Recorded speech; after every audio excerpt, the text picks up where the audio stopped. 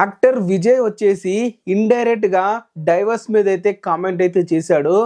ఈరోజు తను political speech లో తన డైవర్స్ మ్యాటర్ అయితే తీయడం అయితే జరిగింది.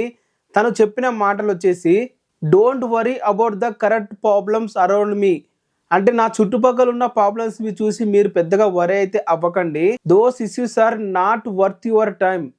ఆ సమస్యలు అనేవి మీ టైంకి మీరు పట్టించుకునేంత వర్త్ అయిన సమస్య అయితే కాదది. అసలు మీ వర్తే కాదు, దాన్ని పట్టించుకోకండి, వదిలేయండి అని చెప్పి అయితే విజయ్ గారు అనడం అయితే జరిగింది. అలానే I will take care of my problems, నా సమస్య నేను చూసుకుంటాను. నాకు ఏదైనా హట్టింగ్ ఏదైనా ఉందంటే నా ప్రాబ్లమ్స్కి మీరు సాడ్ అలాగే స్ట్రెస్డ్గా ఫీల్ అవుతున్నారు.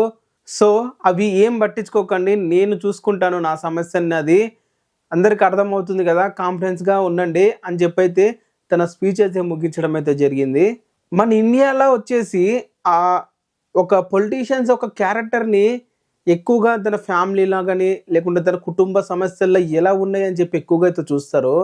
బట్ విజయ్ మ్యాటర్లో వచ్చేసి ఈ ఇష్యూని పెద్దగా చేసేసి తనని గెలవకుండా చేసేంత పరిస్థితులు తీసుకొస్తాయా లేదనేది అయితే మనమైతే టీఎన్ ఎలక్షన్లు వచ్చే వరకు అయితే రిజల్ట్ వచ్చి అంటే చూసే వరకు మనమైతే చూడాలి. అక్కడున్న ప్రజలు ఎలా థింక్ చేస్తున్నారు అనేది కూడా మనకి ఇంపార్టెంట్ కదా.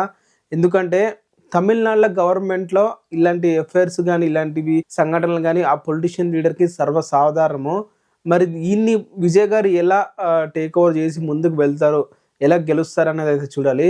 మరి మీరేమంటారు దీని మీద కింద కామెంట్ అయితే చేయండి. ఇది గైస్ అప్డేట్, అండ్ ఇలాంటి వీడియోస్ అన్ని అప్డేట్స్ వస్తే ఛానల్ సబ్స్క్రైబ్ చేసి ఫాలో అయితే అవ్వండి.